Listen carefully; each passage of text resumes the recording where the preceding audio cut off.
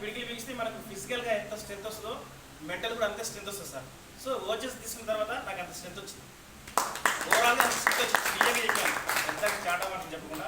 ఓజెస్ అంటే శక్తి అంటాం. నేను మామూలుగా ఓల్సీకి సార్ ఒక అర్థం చెప్పాను, నేను ఒక అర్థాన్ని ఆపాదిస్తున్నాను.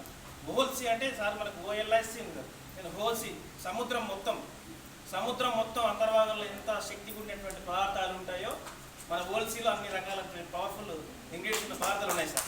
నా ఎక్స్పీరియన్స్ ఒక్క ఓజెస్ యాక్టివ్ వాడితేనే నేను ఇంత యాక్టివ్ అయ్యాను. నేను రిలేషన్ కూడా చేస్తుంటాను. జనరల్గా నాతో పాటు 3-4 మంది ఫీల్డ్లో ఉంటారు సార్. నేను ఉదయం ఎట్లా ఉంటానో రాత్రి 12 గంటలు ఉంటాను, అదే యాక్టివ్నెస్ ఉంటుంది.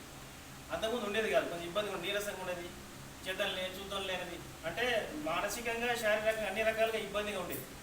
కొంత 1.5 kg వెయిట్ కూడా తగ్గింది సార్ ఓజెస్ తీసుకున్న తర్వాత. ఫైల్స్ ప్రాబ్లం తగ్గింది. అంటే ఒక 10-15 సంవత్సరాల తర్వాత నేను ఒక ఇడ్లీ సాంబార్ కూడా తిన్నా సార్. Great experience. అంటే అంతకుముందు పొరుగు పదార్థాలు ఏం తీసుకున్నా ఎసిడిటీ పెయిన్లు వచ్చేది, స్టమక్ అంతా బాగా ఉబ్బరంగా ఉండేది, టైట్గా అనిపించేది, ఇబ్బంది అవుతుండే. ఈ ఓజెస్ అయినా నెక్స్ట్ డే అనంతా వచ్చి జర్నీలో మేము ఆత్మకూరులో ఫుల్ గోల్ సాంబార్ వేసుకొని 2 ఇడ్లీ వేసుకొని బాగా దంచాను సార్. ఎక్కడ డిస్టర్బెన్స్ కాదు, ఎక్కడ నాకు ఇబ్బంది కాదు, కంప్లీట్.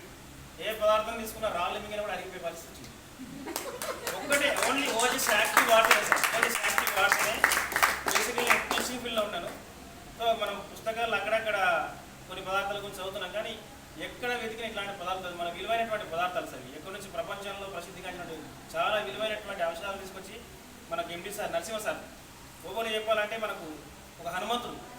ఓపెన్ చెప్పాలి మన పురాణాలు తీసుకుంటే హనుమంతుడు లక్ష్మణుడికి ప్రాణాపాయం సంజీవని కొండను తీసుకొచ్చి ఇచ్చారు కదా. సంజీవని కొండంతటి పవర్ ఇక్కడ మనకు ఓల్సీలో ఉంది, అర్థమైంది సార్. సో మరోసారి ఓసీఎండి నరసింహ సార్ గారికి, ఆ సబ్జెక్ట్ని మాకు ఇచ్చినటువంటి మేడం గారికి, శివ సార్ గారికి వచ్చిన అందరికీ కూడా పేరు థ్యాంక్ యూ సార్.